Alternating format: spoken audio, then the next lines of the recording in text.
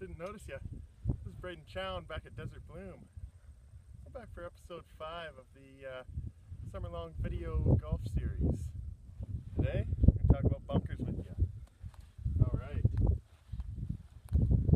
Everybody's favorite part of the course, right? Going in the sand. We're on the beach. It's a great time. Not. A lot of people don't like the sand very much. That's because they get in the bunker here. A lot of the time they try and treat it like a chip shot. And they do a lot of that. Staying in the sand, adding strokes to your game, not what we're looking for.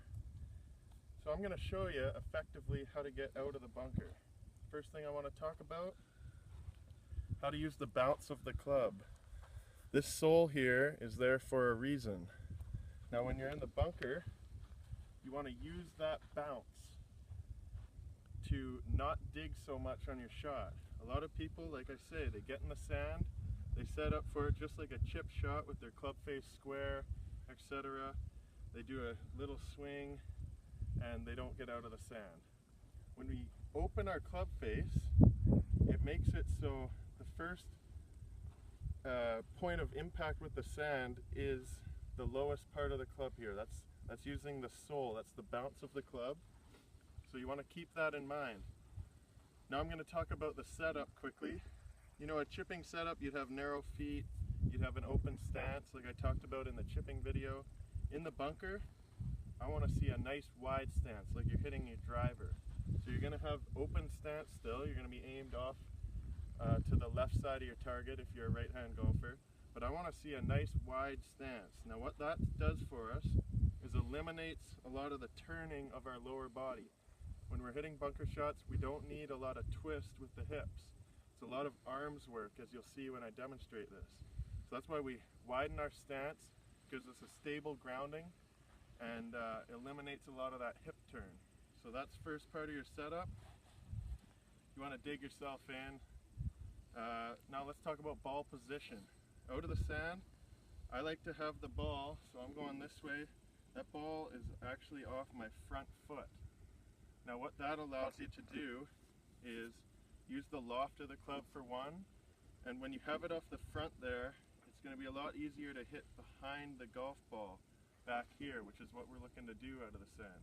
When we hit a chip shot, we'd have the ball somewhat off our back foot because we want to come down right behind there. Out of the bunker, I like to get it off the front foot. Another thing that allows you to do is actually cut across the ball. And so when I get into the swing part of this, you'll see when we hit a bunker shot, you actually want to cut across. So this is my setup. Wide stance, ball off the front foot. I'm going to open the club face. So this is square, this is open. We're going to open our club face, grip from there, and now you'll see, I'll do a swing here. I'm actually going to be coming out and up, and then down and across.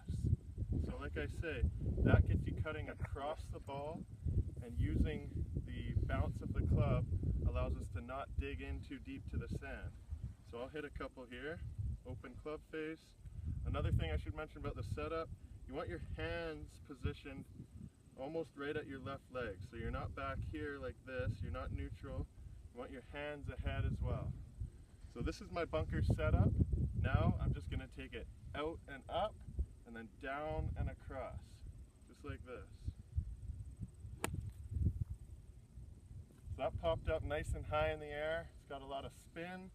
I'm using my 60-degree wedge here.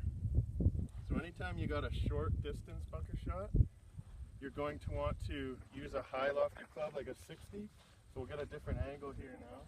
See, I'm going to the pin. I've got the open stance, my feet are lined up to the left, open club face. Now you'll see when I take it back, I'm going out and up, down and across.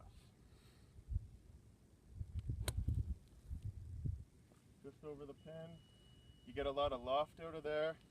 If you need to hit a further bunker shot, say you've got a lot of green to cover and it's say at least 20 yards long, something like that, you'll go to a lower lofted wedge then. You can use the 56, you can try the 52, you can even hit a pitching wedge out of the sand when you need to get that distance.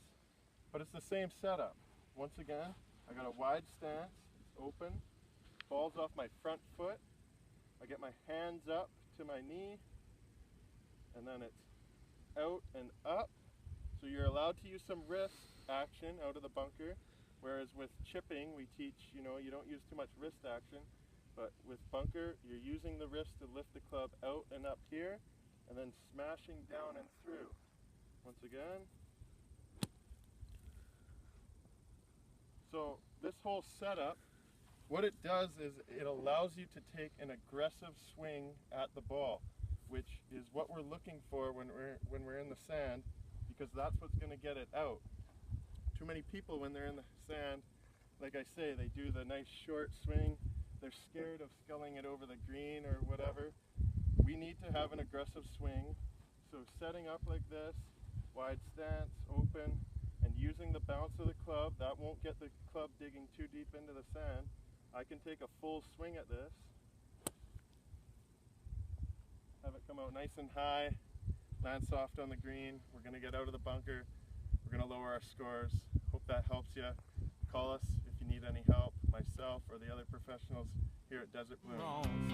He flipped me the bird, and then he was gone some beach somewhere.